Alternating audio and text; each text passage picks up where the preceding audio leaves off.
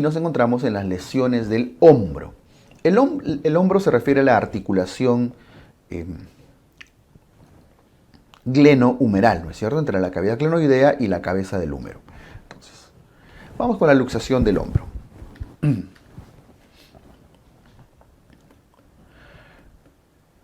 Hay muchos tipos de luxación de hombro. Puede ser, las dos más comunes son estas. Esta es normal, ¿no? La articulación entre la cavidad glenoidea, la cabeza del húmero, el acromion arriba, la apófisis coracoides por delante. Esta es la luxación anterior, en la cual la cabeza del húmero se va hacia adelante y, si se dan cuenta, se ubica debajo de la apófisis coracoides. Por eso que estas luxaciones anteriores también le llaman subcoracoideas. O podría irse hacia atrás, que sería una luxación posterior. Entonces, esta es una luxación anterior y esta es una luxación posterior. Bien, la luxación anterior, vean en el subtítulo acá, es la más frecuente de todas, prácticamente el 95%. Luego el 5%, el 4.9% ya es la posterior. Y existe una superior, que es muy rara, que para que ocurra tendría que fracturar el acromion, ¿no? Y son situaciones ya muy complejas, que es muy raro. Pero en todo caso, la más común es esta de acá, la forma anterior. Típico de jóvenes. Por caídas se caen sobre la mano, sosteniendo sobre la mano, el golpe impacta en el carpo, se traslada al antebrazo, al radio, no se rompe el radio, pasa al codo, el codo aguanta, no se luxa, pasa al húmero, el húmero está duro, no se rompe, y el golpe estalla en el hombro. Y en vez de generar una fractura, porque la persona está joven, está con el hueso fuerte, ¡plum!, se luxa, ¿cierto? Ese es el mecanismo, por caída sobre la palma de la mano. Ahora, usualmente esta forma de caída no es cualquier caída, no es que uno se cae hacia adelante. Si uno se cae hacia adelante, lo más probable es que tenga una fractura de coles o de escafoides. Usualmente las caídas son de costado o hacia atrás, ¿no? O de costado o hacia atrás. Por ejemplo,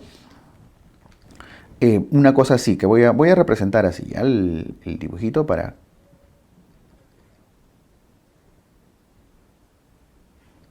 No se ría, ¿eh? No se ría. Ahí está. Muy bien. Se cae sobre el piso y vean en qué posición está su miembro superior. Está en abducción. El mecanismo de caída suele ser en abducción y a veces en extensión, es decir, el miembro superior, el hombro hacia atrás. Por eso les digo, caídas hacia el costado o caídas hacia atrás. Es uno de los mecanismos sobre los cuales suele luxarse. Lo otro es que están parados así en el metro, en el subte, en el metropolitano, ¿no?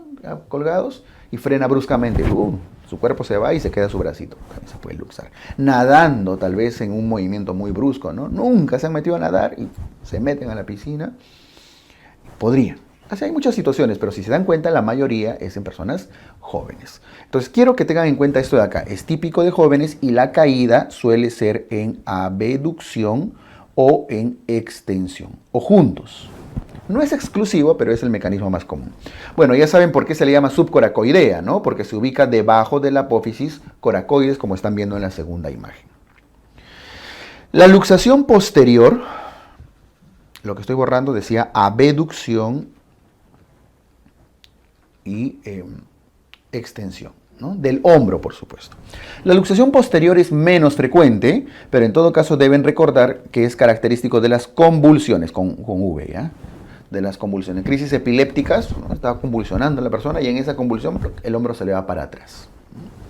Es muy raro, pero acuérdense de ese datito de las crisis convulsivas. La clínica de la luxación del hombro es DDD, como prácticamente todas las luxaciones. Dolor, disfunción y deformidad. Nuevamente, lo que caracteriza las luxaciones es la deformidad, ¿cierto? El signo de la charretera, el signo del hachazo deltoideo. ¿Qué es el signo de la charretera? Es esta deformación que estamos viendo acá. No es es como un hundimiento, ¿no? Un hundimiento en la zona lateral del hombro. No es el hundimiento que ocurría en la zona superior del hombro, que era de la luxación de clavícula. Acá es al costado. Y le quita esa forma redonda que normalmente le da el deltoides, como están viendo acá. Esa zona es redondita por el deltoides. Como acá se ve hundido, en cambio, como acá se ve hundido, es como si le hubieran metido hacha. Por eso le dicen hachazo deltoideo también. No confundan pseudocharretera de luxación de clavícula con charretera o charreta de luxación de hombro. ¿Sí? Si le toman su radiografía, van a ver una imagen similar. El hundimiento está en esta zona. Acá, esta es la parte vacía y esto es lo que se ve como deformidad. Siempre la deformidad es lo que caracteriza las luxaciones. ¿Bien? Ahora, la luxación de hombro anterior, estamos hablando de la anterior, que es la más frecuente, tiene como complicaciones inmediatas principalmente a la lesión del nervio axilar. Cuando la cabeza del húmero se va hacia adelante, vean cómo puede comprimir, lesionar al nervio axilar, que luego va por debajo, es el nervio circunflejo, y ya está. Por cierto, anatomía, ¿a quién inerva el nervio axilar? Entre otros músculos pequeños, al deltoides, ¿no? Al deltoides. Entonces, evidentemente, no solo por la luxación, sino por una mala inervación, el axilar no va a haber buena abducción del miembro superior, ¿no? Porque el deltoides abduce, junto con el supraespinoso. Y bueno, duele, ¿no? Se lesiona el nervio axilar.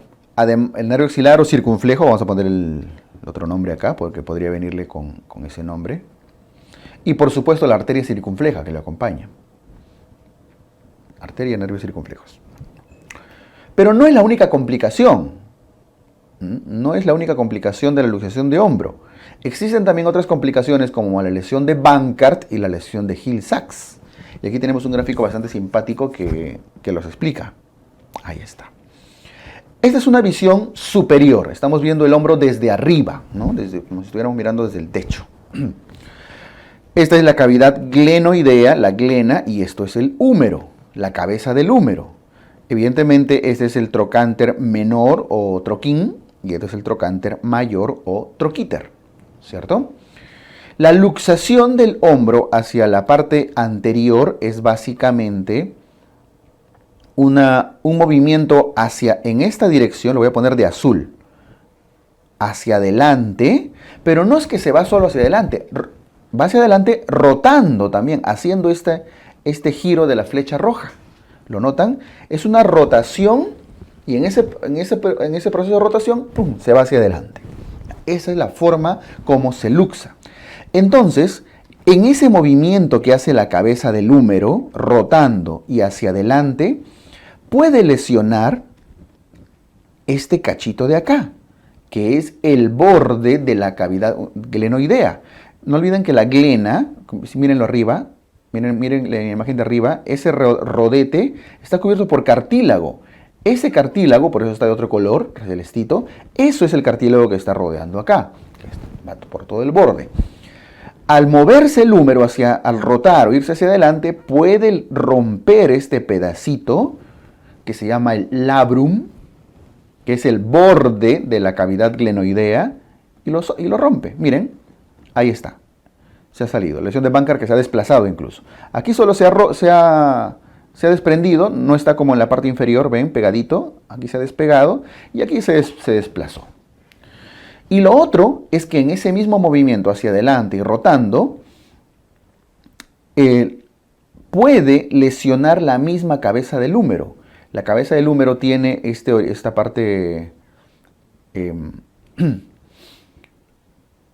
hundida, ¿no?, cóncava, que justo cuando frota también con el borde de la cavidad glenoidea puede romperse, puede generar un daño. Ahí están viendo, ¿no? Esa es la lesión de Hill-Sachs.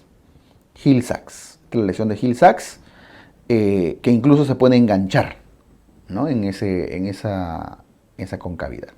Entonces, ¿cómo reconocen cuál es cuál? Cuando se compromete, porque puede despegarse, puede desplazarse, qué sé yo. Cuando se compromete el borde de la cavidad glenoidea, es la lesión de Bankart. Y yo le digo, mi mnemotecnia siempre ha sido con B de Bankart, ay, se me va el color, con B de Bankart y con B de borde. Bankart, borde. Borde de la glena, borde de la cavidad glenoidea, que específicamente es el labrum.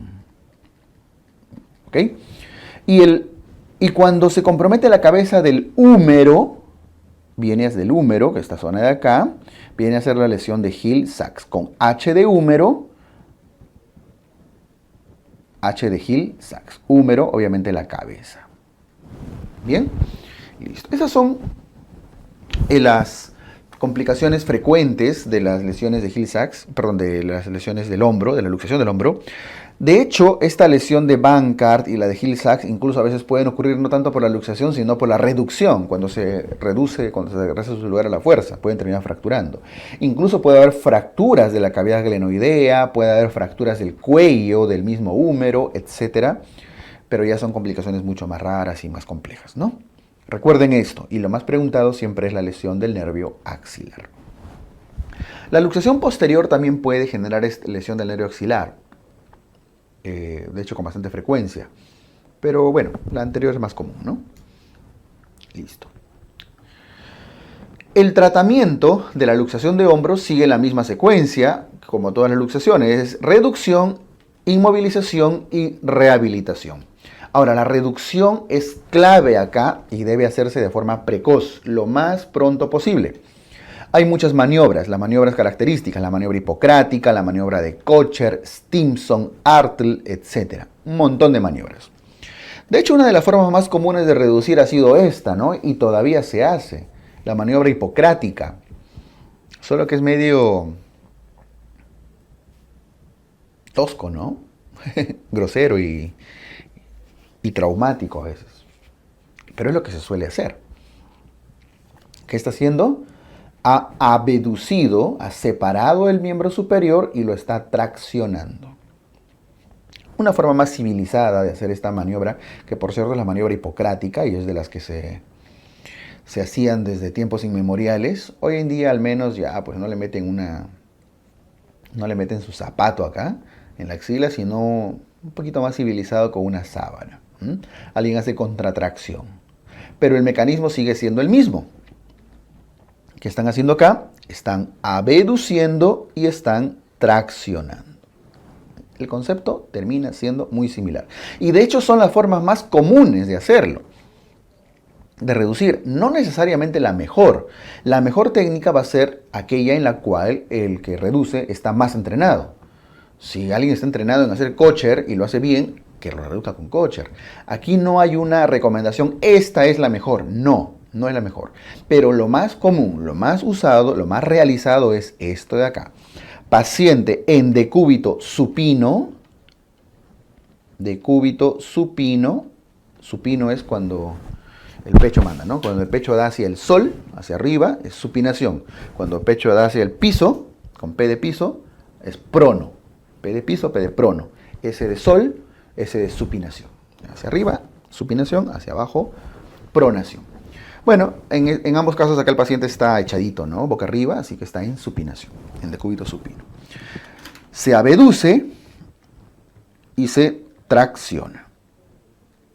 ¿Ok?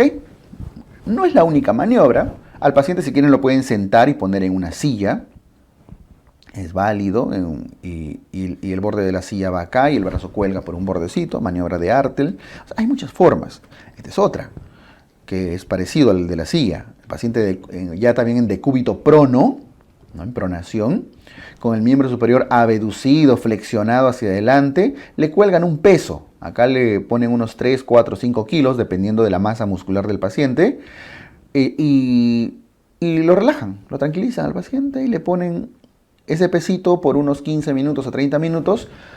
Va a ir soltando los músculos, relajando el miembro superior y por el propio peso, clac, en algún momento regresa el húmero a su lugar. Maniobra de Stimson. Esta es la famosa maniobra de Stimson. ¿Ok? Más frecuente, esta de acá. Lo que más se hace. Independientemente de la maniobra que vayan a usar, porque hay muchas más, ¿cuál es el concepto de reducir una luxación de hombro? Es abducir y traccionar, ¿no? Luego, como dice el texto, inmovilizar. Hay que inmovilizar con un cabestrillo y ya saben que la inmovilización aproximada en miembros superiores es de 3 a 4 semanas. Más que esto, riesgo de que trae de rigidez articular, ¿no? Y tiene que haber luego rehabilitación, una rápida y pronta rehabilitación. Entonces, reducir, inmovilizar y rehabilitar. Ya saben, independientemente de la maniobra que vayan a usar, prácticamente la abducción y la tracción son los componentes básicos de una luxación de hombro. Listo. Sencillo, ¿verdad?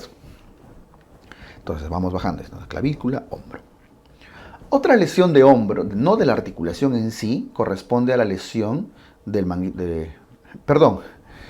Otra forma de reducir el hombro corresponde a la maniobra de Kocher, que para muchos es una maniobra que asegura la reducción. El problema es que durante los movimientos de Kocher puede haber lesiones, fracturas o incluso complicaciones que a veces pueden ser más severas que la misma luxación, que generan rigidez.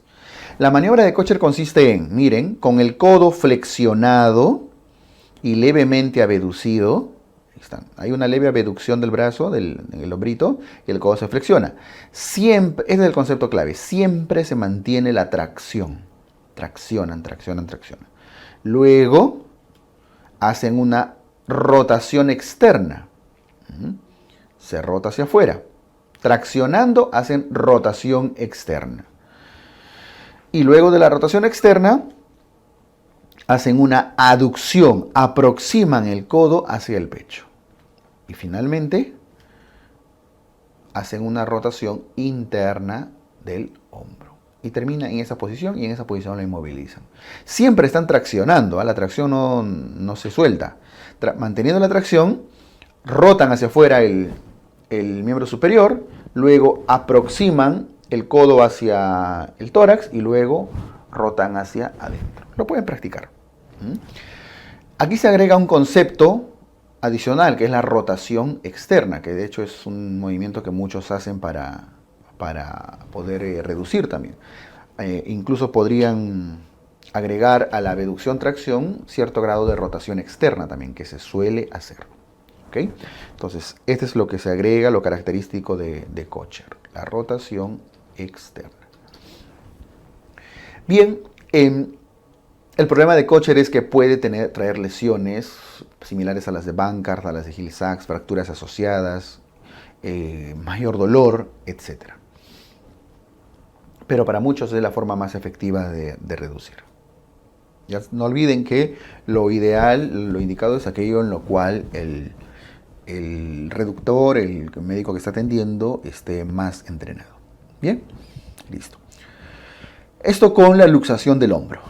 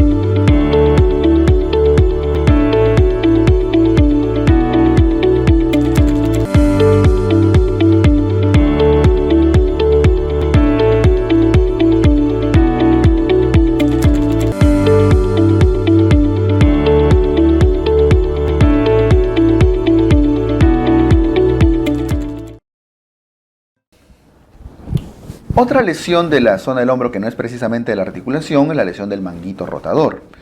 Ahora, la lesión del manguito rotador, para empezar recuerden cuáles son los componentes del manguito de los rotadores. Esta es la cara anterior y esta es la cara posterior, ¿no es cierto?, de la escápula. Viendo la cara posterior, este es el supraespinoso, luego tienen al infraespinoso, luego tienen al redondo, a los redondos, redondo menor, redondo mayor, ¿no es cierto? Muy bien. Y por delante al subescapular. Bueno.